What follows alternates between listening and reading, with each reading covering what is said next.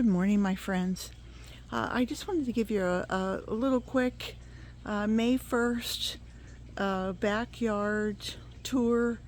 It is just amazing how the difference in just a couple weeks, the things that have just burst into bloom. I mean, literally burst. I thought a few weeks ago when I did a tour, I was seeing a lot, but boy, I look out a window and I can see this plumeria tree here at the end is just full of blooms.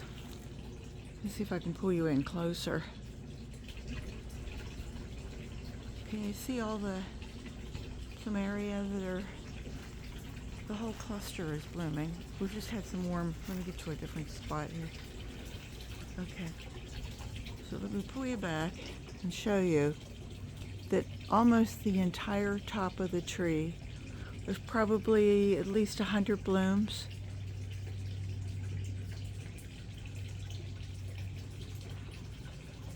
So beautiful. Whoops, I really took you up there now, didn't I? That's 10 times on my phone.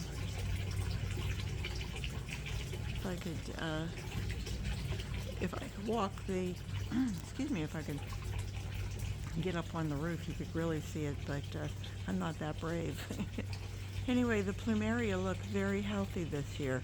I'm hoping that it's the super soil that I used and the fact that things are getting stronger as I go organic, and the good bacteria is getting stronger.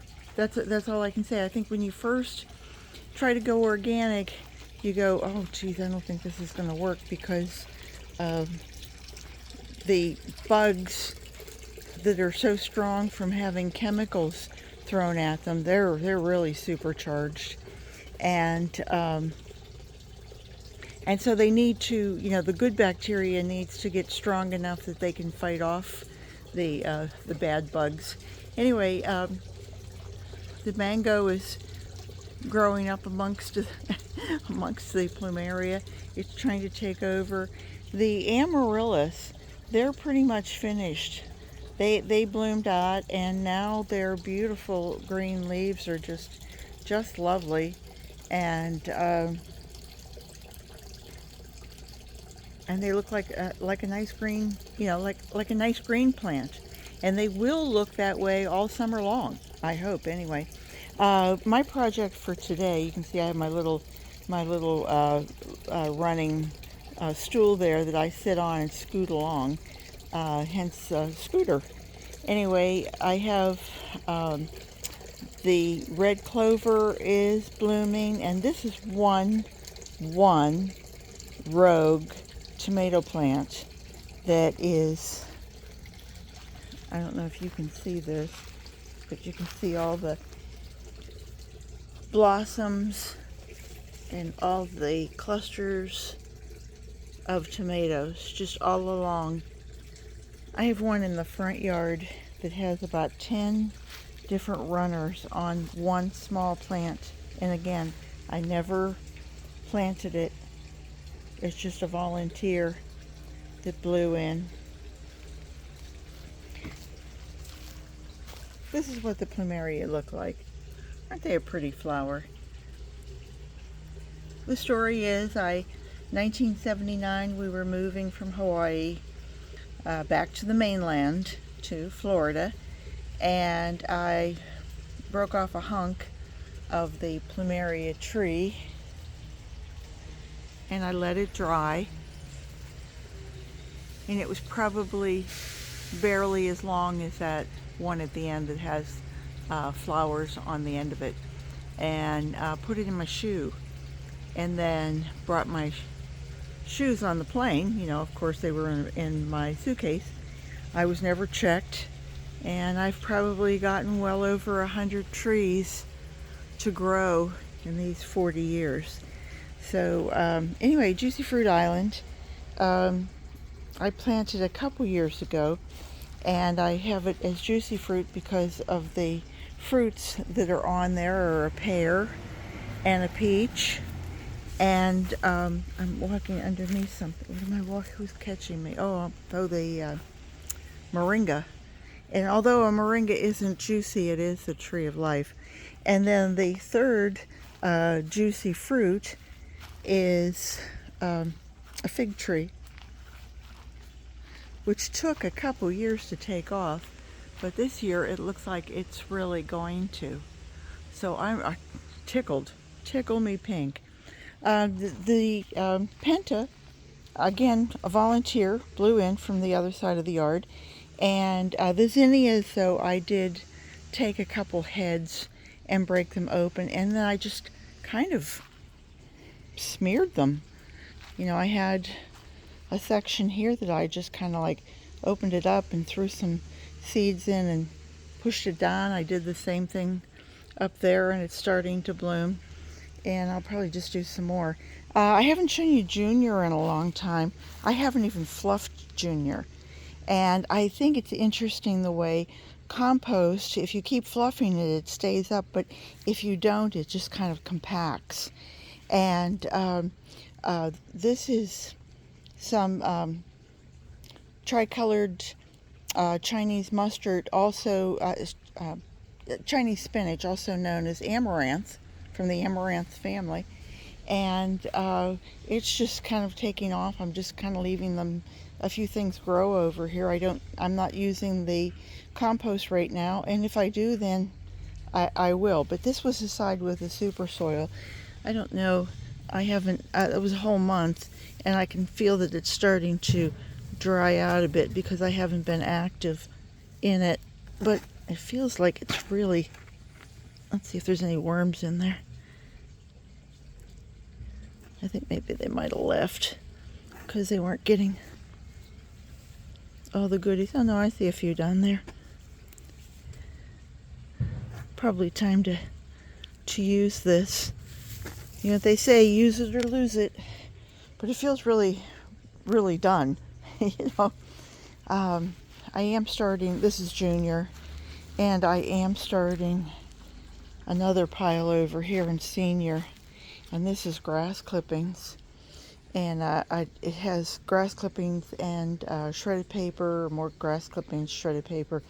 And the last time we had grass clippings, I just did about an inch. I didn't turn it over. I just didn't have the chance. But anyway, it's these Geoben by Yardfully are really doing really well. And I noticed that they were on sale again for Mother's Day. So, you know, if you know somebody, it's a good deal. Some of the things that are blooming, this is right in front of my bedroom window, and you can see the pentas are blooming. Pretty much everything in here is just, you know, from years of coming back. This is agapanthus all along here, and those are just ones that they broke in half, and they are divided rather. I'm sorry, they didn't break in half, but like this is a 3. You can see there's 3 there, and you can see that that's a bigger one. It's going to start sending off a pup. But these are all pentas that have kind of come along. The impatients, they come back year after year. This is cranberry hibiscus, and I need to come out and get some seeds and send them to friends. When we had a storm, I had a section of Plumeria that broke off, and so I just kind of let it break off and stuck it in the ground. You can see there's a leaf, and here's another bloom head also in here. Coleus, of course, just comes back from a year after year, and I try to leave it so that the bees have stuff to go and take from, drink from, even if I don't have anything else blooming. So that was, I think that was not a whole lot more over here. The caladiums are coming back. They come back every spring, and the caladiums are a bulb, and I planted them probably, I don't know, about 8 years ago or so. And sweet potato I have growing here. I have had some of the crimson clover come up in the yard, you know, it's coming up in the grass. It's trying to seed over the grass. And so I was taking up sections of it and trying to get it to establish over here, but I think the tops are dying back, so we'll just let it. That can be turned under, and it can be green manure. And I don't know if you can see. I don't know if I'd be able to get him. Beautiful little dragonfly. Isn't he lovely? Let's see how big we can make him. Whoa, he's a giant. They do eat bugs, so I'm always happy to see them whenever I'm out. I hope he eats everything before it eats me. Another moringa.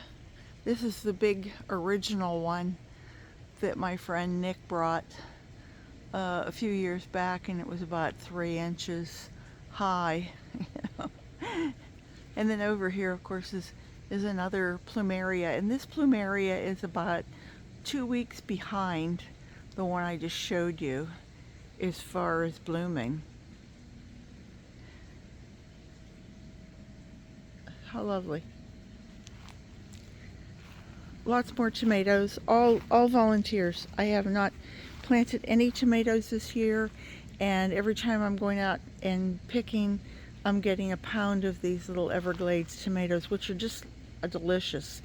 But they are small, and you have to kind of they're very seedy.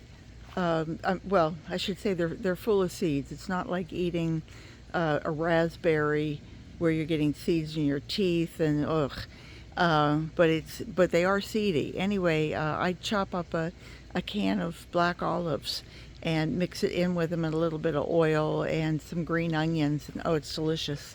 It's really it's good, and it's good for you. You can see the moringas really need to be taken back down. I need to start drying some for our healthy breakfast. So that was about it. I didn't realize I was making it this long, but I hope everybody has a great day, and I hope you'll come back and see me again real soon, because I will be here, and I will be enjoying my spring. Take care, everybody. Bye-bye.